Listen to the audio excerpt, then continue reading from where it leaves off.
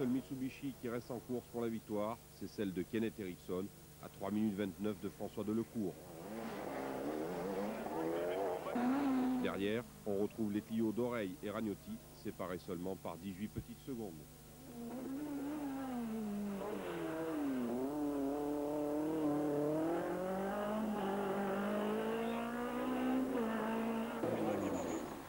En groupe N, Pierre-Manuel Jeunot se contente de maintenir ses poursuivants à distance respectable. Le deuxième, l'Espagnol Touras, est déjà à plus de 3 minutes, talonné par le régional Jean-Paul Aimé.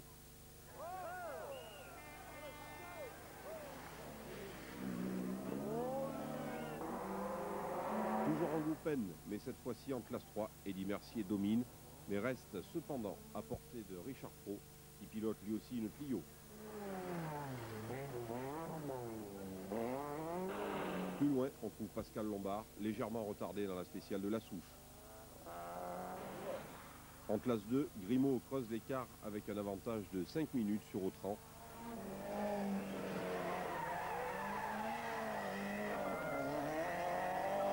Lui-même talonné par une autre 205, celle de Thierry Dard.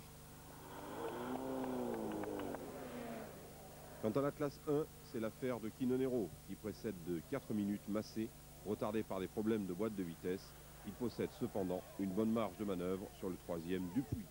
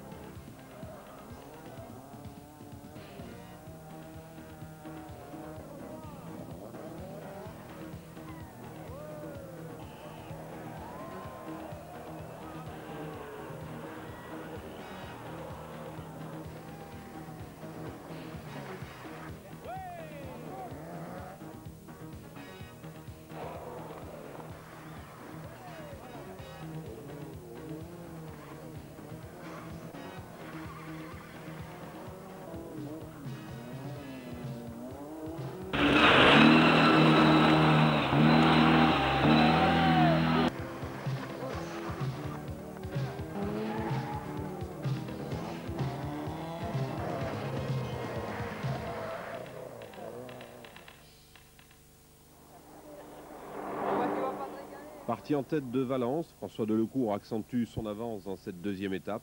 Mais son rival le plus direct n'est plus Carlos Sainz, mais le quadruple champion du monde, Joachim Kühnen. Dans ces conditions très humides, François Delecourt enlève 5 des 6 épreuves spéciales de la journée. Il rentre à Gap avec un bonus de 44 secondes sur le Finlandais Kankkunen.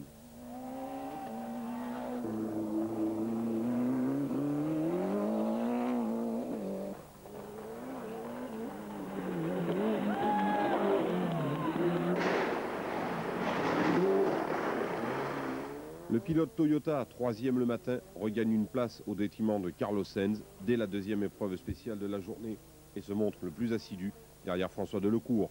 S'imposant même dans la dernière épreuve spéciale, Joachim Kühnen n'a absolument pas perdu l'espoir d'enlever ce Monte Carlo qui manque à son palmarès.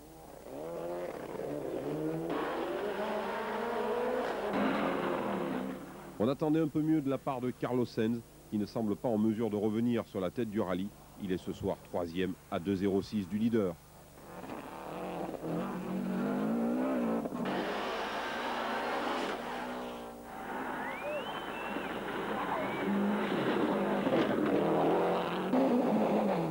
Mickey Biasion conserve sa quatrième place à l'arrivée à Gap, mais il concède une minute supplémentaire sur François Delecourt.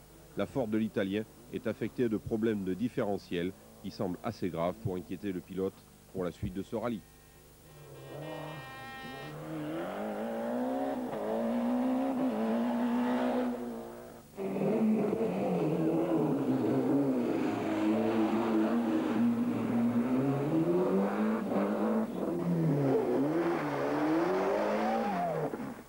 Malgré ce tête-à-queue dans Saint-Jean-en-Royans, le troisième pilote Ford se montrait parfaitement satisfait et on le comprend. Bruno Thierry, pour son premier rallye au volant d'une grosse auto, finit cette deuxième étape avec tout de même à la clé une 5e place au classement provisoire.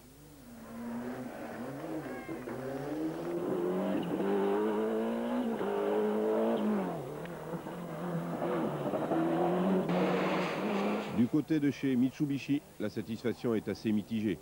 Malgré la remontée d'Armin Schwartz, la 6e position de Kenneth Eriksson ne reflète pas le travail effectué durant l'hiver par l'équipe nippone.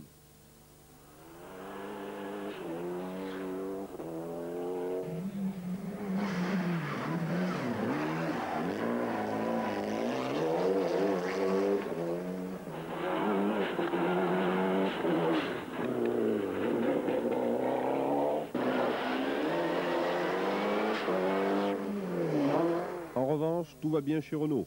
Les deux pilotes se régalent visiblement au volant de leur Clio. Oreille, en tête au départ, se faisait déposséder de sa position par Jean Ragnotti après la spéciale de Pont-en-Royan, pour seulement 4 petites secondes. Mais il reprenait son bien dans la Chartreuse, et avant la dernière épreuve spéciale, Jeannot modifiait légèrement les réglages de sa voiture, et il faisait peuter un chrono, repassant devant son ami Alain Oreille pour 14 petites secondes.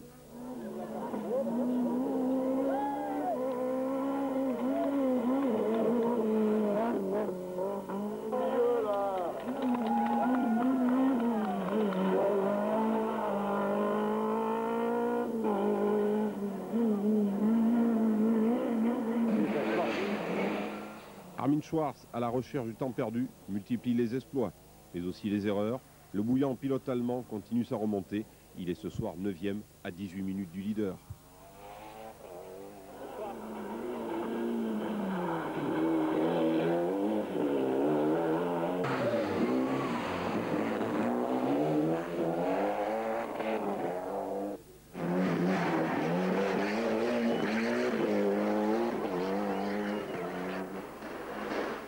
Tout aussi étonnant, le jeune Colin McRae. Il a réalisé de nouvelles prouesses entre Valence et Gap.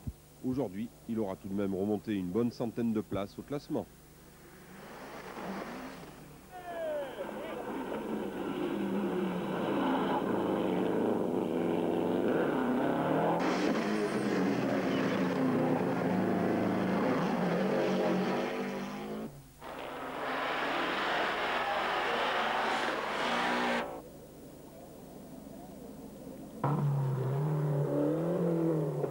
En groupe N, Pierre-Manuel Jeannot, pourtant largement détaché, n'a pas ménagé sa peine aujourd'hui.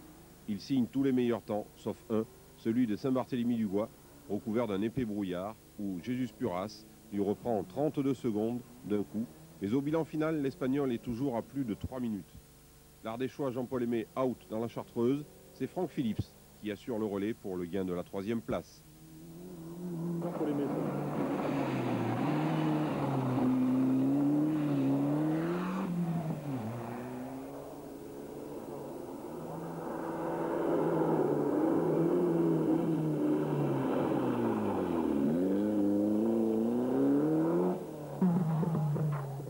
En N3, Eddy Mercier est en train d'accomplir un véritable petit exploit. Il a grappillé encore 4 places au classement général. Il est maintenant 16e, avec la bagatelle de 10 minutes d'avance sur la ZX de Pelleret, suivi par Billonret et sa Clio.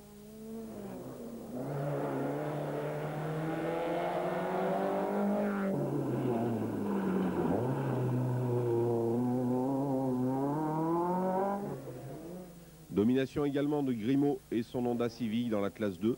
Son second Autran est presque à 10 minutes.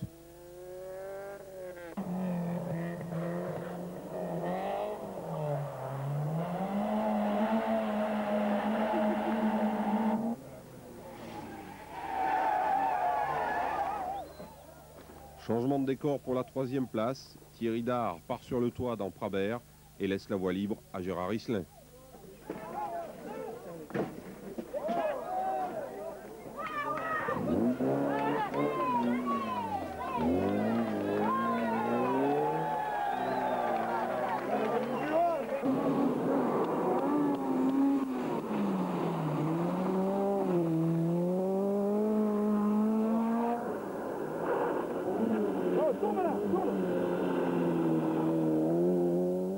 Dans la petite classe, Quinonero n'en finit plus d'épater son monde. La 106 Rallye qui les traîne pour le compte de Peugeot réalise des prodiges.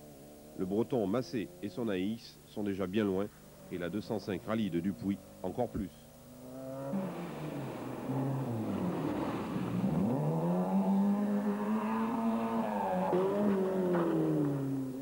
Au volant de la Clio Williams avec laquelle Alain Oreille a gagné le rallye du Liban, Dumas se positionne au 3e rang en 2 litres groupe A, derrière les inaccessibles Clio Williams.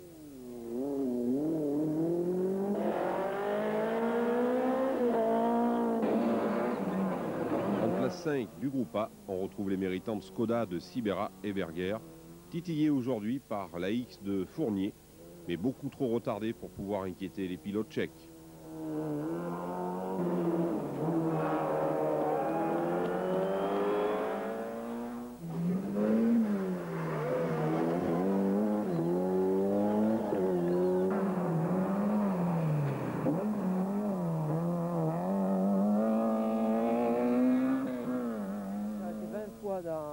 Dans la souche pour un petit problème de pompe à essence et on a perdu au bas mot 20 ou 25 minutes dans la souche.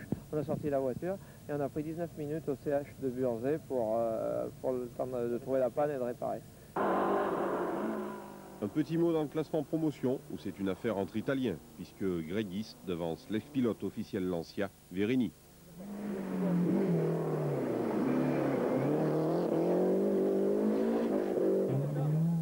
Au challenge Pirelli, le Marseillais Richard Froh a dû céder du terrain, mais il reste second derrière Dongues qui s'est emparé du commandement malgré ce tête à queue.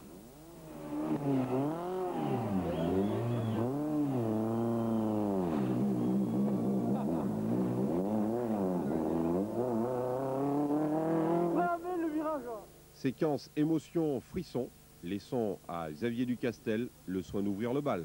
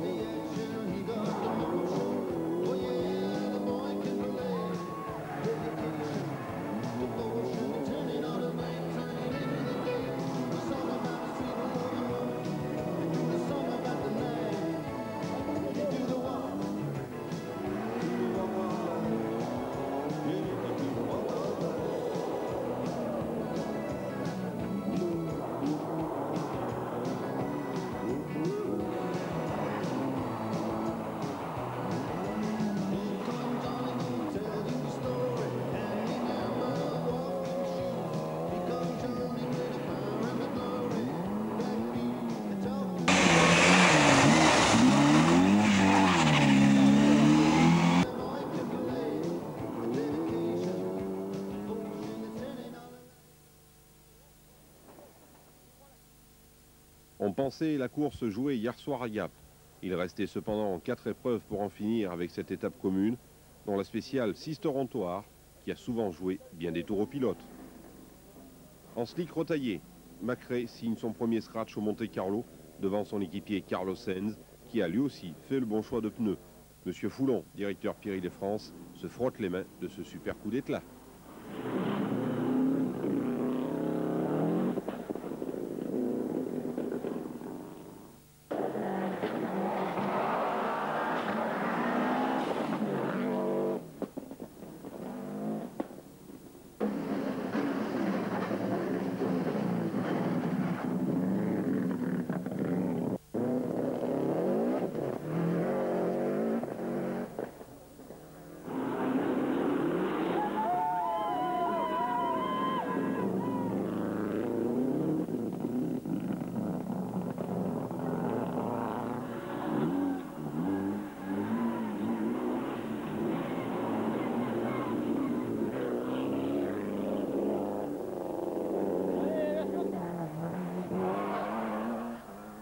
Doublé également pour l'équipe Mitsubishi, Armin Schwartz et Kenneth Eriksson prennent respectivement la 3e et 4e place. Ericsson fait la bonne opération et il revient à moins de 20 secondes sur la Ford du Belge Thierry.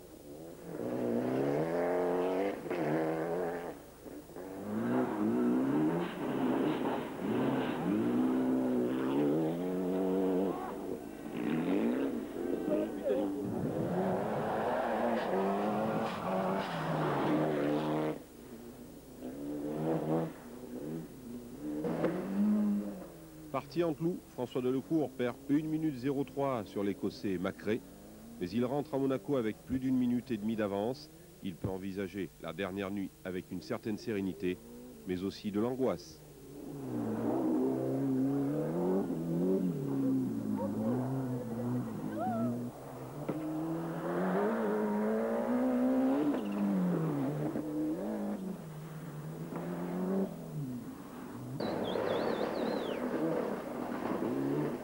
Parti également en clou, Joachim Kühnen n'a pas su tirer profit de cette petite bévue.